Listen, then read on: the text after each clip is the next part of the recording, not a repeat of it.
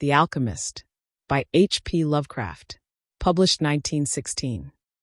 High up, crowning the grassy summit of a swelling mound whose sides are wooded near the base with the gnarled trees of the primeval forest, stands the old chateau of my ancestors.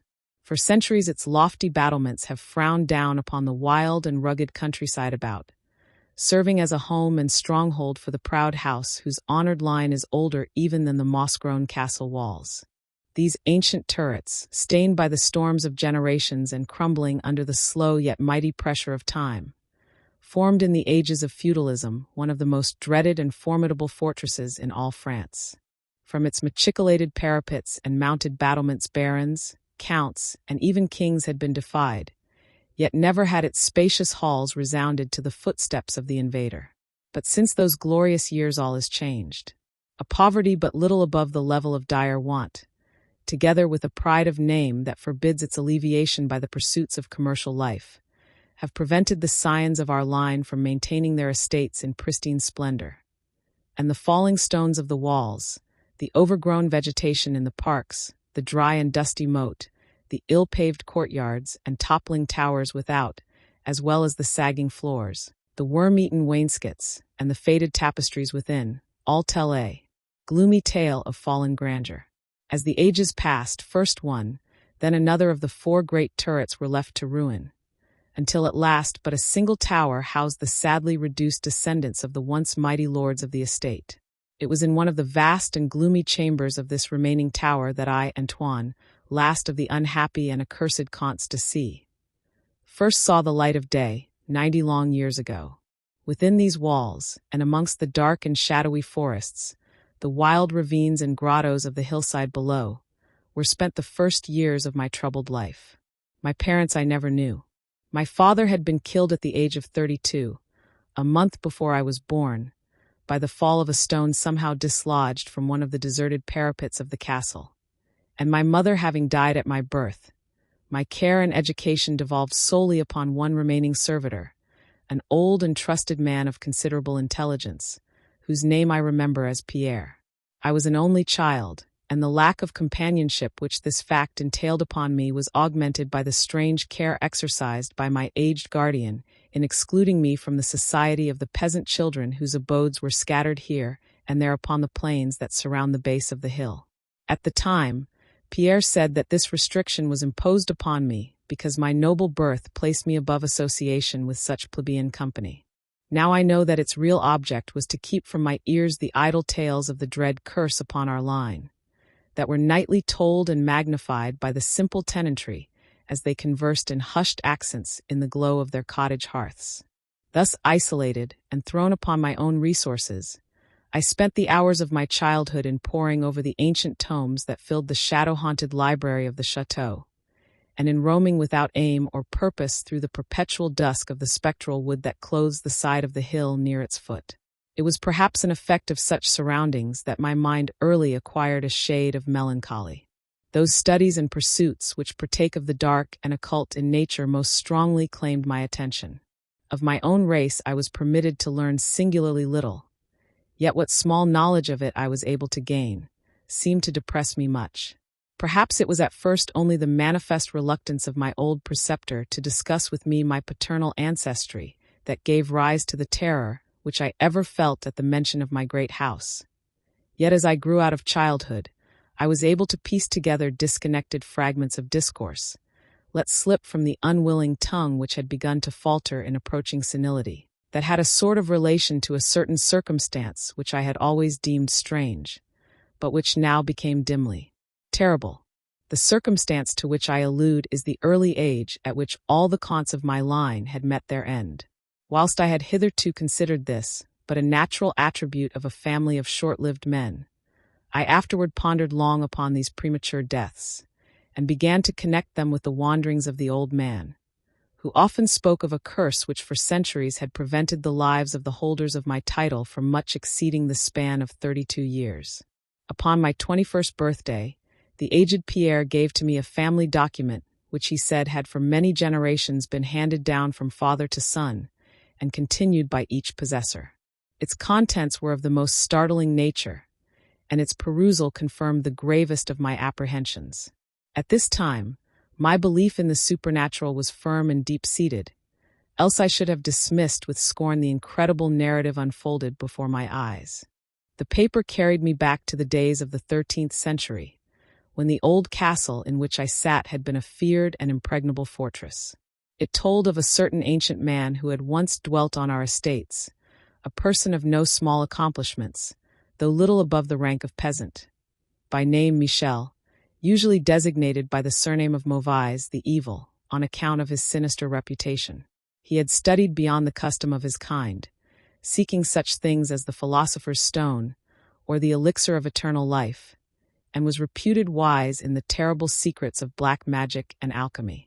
Michel Mauvais had one son, named Charles, a youth as proficient as himself in the hidden arts, and who had therefore been called Le Sorcier, or the wizard. This pair, shunned by all honest folk, were suspected of the most hideous practices. Old Michel was said to have burnt his wife alive as a sacrifice to the devil, and the unaccountable disappearances of many small peasant children were laid at the dreaded door of these two. Yet through the dark natures of the father and the son ran one redeeming ray of humanity. The evil old man loved his offspring with fierce intensity, whilst the youth had for his parent a more than filial affection. One night the castle on the hill was thrown into the wildest confusion by the vanishment of young Godfrey, son to Henri the Count. A searching party, headed by the frantic father, invaded the cottage of the sorcerers, and there came upon old Michel Mauvais, busy over a huge and violently boiling cauldron. Without certain cause, in the ungoverned madness of fury and despair, the Count laid hands on the aged wizard, and ere he released his murderous hold his victim was no more. Meanwhile joyful servants were proclaiming the finding of young Godfrey in a distant and unused chamber of the great edifice, telling too late that poor Michel had been killed in vain. As the Count and his associates turned away from the lowly abode of the alchemists, the form of Charles Le Sorcier appeared through the trees. The excited chatter of the menials standing about told him what had occurred, yet he seemed at first unmoved at his father's fate. Then, slowly advancing to meet the Count, he pronounced in dull yet terrible accents the curse that ever afterward haunted the house of C. May ne'er a noble of thy murderous line survive to reach a greater age than thine, spake he, when, suddenly leaping backwards into the black wood, he drew from his tunic a phial of colorless liquid, which he threw into the face of his father's slayer as he disappeared behind the inky curtain of the night. The Count died without utterance, and was buried the next day, but little more than 32 years from the hour of his birth. No trace of the assassin could be found, though relentless bands of peasants scoured the neighboring woods and the meadowland around the hill. Thus time and the want of a reminder dulled the memory of the curse in the minds of the late Count's family, so that when Godfrey, innocent cause of the whole tragedy and now bearing the title, was killed by an arrow whilst hunting, at the age of 32, there were no thoughts save those of grief at his demise. But when, years afterward, the next young Count, Robert by name, was found dead in a nearby field from no apparent cause, the peasants told in whispers that their seigneur had but lately passed his 32nd birthday when surprised by early death. Louis, son to Robert, was found drowned in the moat at the same fateful age, and thus down through the centuries ran the ominous chronicle. Henri's, Robert's, Antoine's, and Armand's snatched from happy and virtuous lives when little below the age of their unfortunate ancestor at his murder. That I had left at most but 11 years of further existence was made certain to me by the words which I read. My life, previously held at small value, now became dearer to me each day, as I delved deeper and deeper into the mysteries of the hidden world of black magic. Isolated as I was, modern science had produced no impression upon me, and I labored as in the Middle Ages, as rapt as had been old Michel and young Charles themselves in the acquisition of demonological and alchemical learning. Yet read as I might, in no manner could I account for the strange curse upon my line. In unusually rational moments, I would even go so far as to seek a natural explanation, attributing the early deaths of my ancestors to the sinister Charles Le Sorcier and his heirs. Yet having found upon careful inquiry that there were no known descendants of the Alchemist, I would fall back to occult studies, and once more endeavor to find a spell that would release my house from its terrible burden. Upon one thing I was absolutely resolved. I should never wed, for since no other branches of my family were in existence, I might thus end the curse with myself. As I drew near the age of 30, old Pierre was called to the land beyond. Alone I buried him beneath the stones of the courtyard about which he had loved to wander in life. Thus was I left to ponder on myself as the only human creature within the great fortress, and in my utter solitude my mind began to cease its vain protest against the impending doom, to become almost reconciled to the fate which so many of my ancestors had met. Much of my time was now occupied in the exploration of the ruined and abandoned halls and towers of the old chateau, which in youth fear had caused me to shun, and some of which, old Pierre had once told me, had not been trodden by human foot for over 4 centuries. Strange and awesome were many of the objects I encountered. Furniture, covered by the dust of ages and crumbling with the rot of long dampness, met my eyes. Cobwebs in a profusion never before seen by me were spun everywhere, and huge bats flapped their bony and uncanny wings on all sides of the otherwise untenanted gloom. Of my exact age, even down to days and hours, I kept a most careful record, for each movement of the pendulum of the massive clock in the library told off so much more of my doomed existence. At length I approached that time which I had so long viewed with apprehension. Since most of my ancestors had been seized some little while before they reached the exact age of Count Henri at his end, I was every moment on the watch for the coming of the unknown death. In what strange form the curse should overtake me, I knew not, but I was resolved, at least, that it should not find me a cowardly or a passive victim. With new vigor I applied myself to my examination of the old chateau and its contents. It was upon one of the longest of all my excursions of discovery in the deserted portion of the castle, less than a week before that fatal hour which I felt must mark the utmost limit of my stay on earth, beyond which I could have not even the slightest hope of continuing to draw breath, that I came upon the culminating event of my whole life. I had spent the better part of the morning in climbing up and down half-ruined staircases in one of the most dilapidated of the ancient turrets. As the afternoon progressed, I sought the lower levels, descending into what appeared to be either a medieval place of confinement or a more recently excavated storehouse for gunpowder. As I slowly traversed the niter-encrusted passageway at the foot of the last staircase, the paving became very damp, and soon I saw by the light of my flickering torch that a blank, water-stained wall impeded my journey. Turning to retrace my steps, my eye fell upon a small trapdoor with a ring, which lay directly beneath my feet. Pausing, I succeeded with difficulty in raising it, whereupon there was revealed a black aperture, exhaling noxious fumes which caused my torch to sputter, and disclosing in the unsteady glare the top of a flight of stone steps. As soon as the torch, which I lowered into the repellent depths, burned freely and steadily, I commenced my descent. The steps were many, and led to a narrow stone-flagged passage which I knew must be far underground. The passage proved of great length, and terminated in a massive oaken door, dripping with the moisture of the place, and stoutly resisting all my attempts to open it. Ceasing after a time my efforts in this direction, I had proceeded back some distance toward the steps, when there suddenly fell to my experience one of the most profound and maddening shocks capable of reception by the human mind.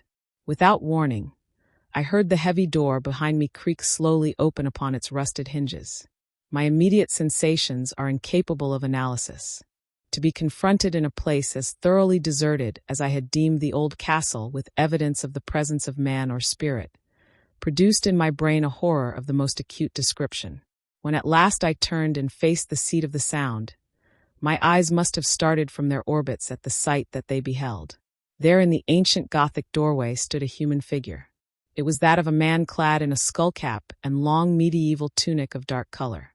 His long hair and flowing beard were of a terrible and intense black hue, and of incredible profusion. His forehead, high beyond the usual dimensions, his cheeks deep sunken and heavily lined with wrinkles, and his hands, long, claw-like and gnarled, were of such a deathly, marble-like whiteness as I have never elsewhere seen in man. His figure, lean to the proportions of a skeleton, was strangely bent and almost lost within the voluminous folds of his peculiar garment. But strangest of all were his eyes. Twin caves of abysmal blackness, profound in expression of understanding, yet inhuman in degree of wickedness. These were now fixed upon me, piercing my soul with their hatred, and rooting me to the spot whereon I stood. At last the figure spoke in a rumbling voice that chilled me through with its dull hollowness and latent malevolence. The language in which the discourse was clothed was that debased form of Latin in use amongst the more learned men of the Middle Ages, and made familiar to me by my prolonged researches into the works of the old alchemists and demonologists. The apparition spoke of the curse which had hovered over my house, told me of my coming end, dwelt on the wrong perpetrated by my ancestor against old Michel Mauvais, and gloated over the revenge of Charles Le Sorcier. He told how the young Charles had escaped into the night, returning in after years to kill Godfrey the heir with an arrow just as he approached the age which had been his father's at his assassination. How he had secretly returned to the estate and established himself, unknown, in the even then deserted subterranean chamber whose doorway now framed the hideous narrator. How he had seized Robert, son of Godfrey, in a field, forced poison down his throat, and left him to die at the age of 32, thus maintaining the foul provisions of his vengeful curse. At this point I was left to imagine the solution of the greatest mystery of all. How the curse had been fulfilled since that time when Charles Le Sorcier must in the course of nature have died, for the man digressed into an account of the deep alchemical studies of the two wizards, father and son, speaking most particularly of the researches of Charles Le Sorcier concerning the elixir which should grant to him who partook of it eternal life and youth. His enthusiasm had seemed for the moment to remove from his terrible eyes the hatred that had at first so haunted them, but suddenly the fiendish glare returned, and with a shocking sound like the hissing of a serpent, the stranger raised a glass phial with the evident intent of ending my life as had Charles Le Sorcier, 600 years before, ended that of my ancestor. Prompted by some preserving instinct of self-defense, I broke through the spell that had hitherto held me immovable, and flung my now dying torch at the creature who menaced my existence. I heard the phial break harmlessly against the stones of the passage as the tunic of the strange man caught fire and lit the horrid scene with a ghastly radiance. The shriek of fright and impotent malice emitted by the would-be assassin proved too much for my already shaken nerves, and I fell prone upon the slimy floor in a total faint. When at last my senses returned, all was frightfully dark, and my mind, remembering what had occurred, shrank from the idea of beholding more. Yet curiosity overmastered all. Who, I asked myself, was this man of evil, and how came he within the castle walls? Why should he seek to avenge the death of poor Michel Mauvais? And how had the curse been carried on through all the long centuries since the time of Charles Le Sorcier? The dread of years was lifted from my shoulders, for I knew that he whom I had felled was the source of all my danger from the curse. And now that I was free, I burned with the desire to learn more of the sinister thing which had haunted my line for centuries, and made of my own youth one long-continued nightmare. Determined upon further exploration, I felt in my pockets for flint and steel, and lit the unused torch which I had with me. First of all, the new light revealed the distorted and blackened form of the mysterious stranger. The hideous eyes were now closed. Disliking the sight, I turned away and entered the chamber beyond the Gothic door. Here I found what seemed much like an alchemist's laboratory. In one corner was an immense pile of a shining yellow metal that sparkled gorgeously in the light of the torch. It may have been gold, but I did not pause to examine it, for I was strangely affected by that which I had undergone. At the farther end of the apartment was an opening leading out into one of the many wild ravines of the dark hillside forest. Filled with wonder, yet now realizing how the man had obtained access to the chateau, I proceeded to return. I had intended to pass by the remains of the stranger with averted face, but as I approached the body, I seemed to hear emanating from it a faint sound, as though life were not yet wholly extinct. Aghast, I turned to examine the charred and shriveled figure on the floor. Then all at once the horrible eyes, blacker even than the seared face in which they were set, opened wide with an expression which I was unable to interpret. The cracked lips tried to frame words which I could not well understand.